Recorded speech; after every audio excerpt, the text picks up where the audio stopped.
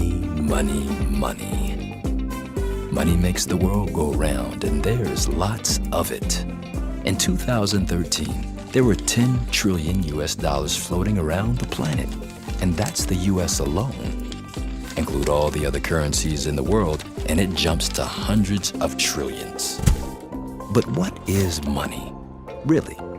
When you ask, most people define money by how they use it, and that is to get things. Thing is, you can use money for many things besides just getting things, and none of these gives you a definition. So the question still remains, what is money?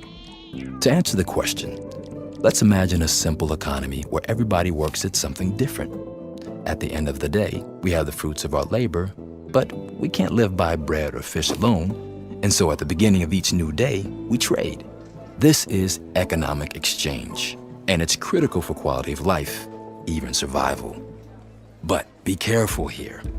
It looks like products are being exchanged, but what's really being exchanged is labor time. If an artisan works 8 hours to make bowls, a fisher has to give back 8 hours of labor to make it fair. If the fisher catches 10 fish in 8 hours, he gives the artisan 10 fish. But it's not really the fish that's being exchanged, it's labor. If a baker was the one who was buying, the artisan would get 8 hours worth of bread instead of fish.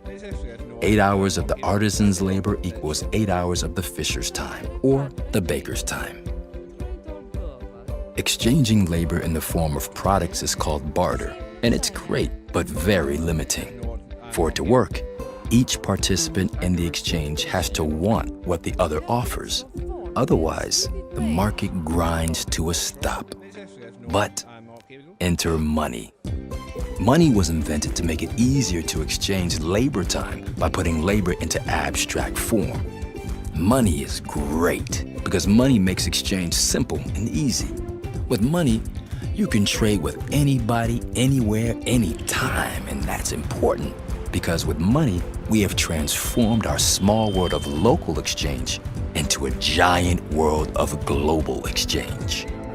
With money, we can have bigger, better, and more of everything.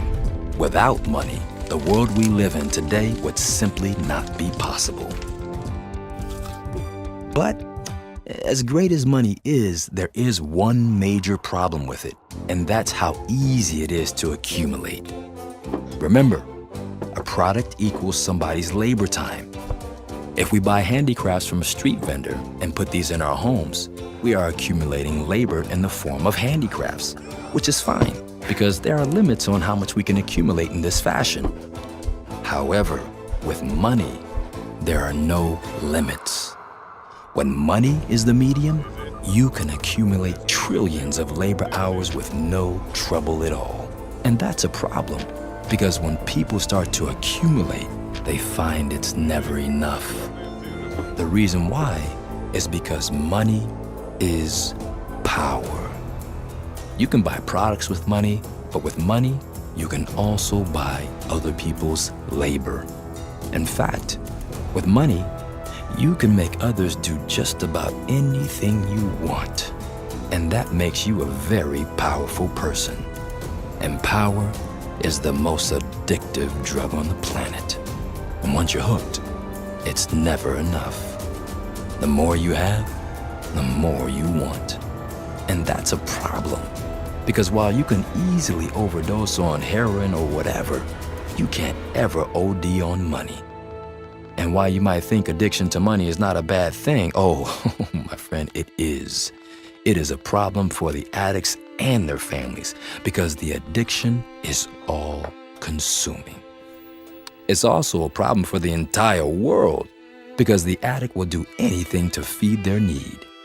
They will lower wages of workers, replace jobs with machines, exploit vulnerable people, and even use child labor if they can get away with it. And it doesn't stop when we have enough. If we don't want to buy, they will manipulate us into wanting more. They won't care if their practices and products make us sick, and they won't think twice about the environmental costs because the addiction overrides it all. And while you think it would all stop when there was no more money left, it doesn't. In order to keep the system going, they lend us money just so they can take it away. But that just makes it worse, because instead of ending up with nothing, we end up with less than nothing. We end up with debt. And the debt accumulates until eventually it's so bad that nobody is willing to lend at all. And when that happens, the world as we know it ends. With no money, there's no exchange. With no exchange, the economy collapses. With no economy, it all goes to pieces. It's happened before, and it will happen again. It's really just a matter of time.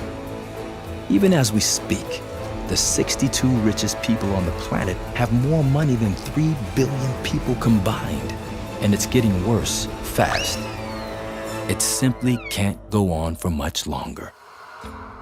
Now, I know the picture I've painted isn't pretty, but there are those who see it coming. It's clear from the growing violence of world events and the growing chaos of global weather that we're reaching the final stage. If we want to save the planet, we need to act now. The question is, what do we do? Well, there are a few things we can do. First, we must educate. If we're going to solve global problems, everybody needs to know the truth. Of course, some people aren't gonna like this. Some might prefer us to remain confused and distracted, but we can't let that stop us. We must all take a part and educate. The second thing we can consider is a global debt jubilee. A debt jubilee is when debt is simply written off the books. I know it sounds outrageous, but more and more people are discussing the possibility. And besides, there's no way our 300 trillion global debt can ever be paid off. Third, since accumulation is the root of the problem, we need to end accumulation or manage it in some sensible way. How that's done is something the people can decide, but we have to do something. Finally, we need a spiritual revolution. Not the kind where we follow the leader, but the kind where we awaken to reality and empower to change. You know what I'm talking about. The kind where we throw off greed and hatred and unite as one for change. You know what I mean? The kind where peace guides the planet and love steers the stars. It's either that or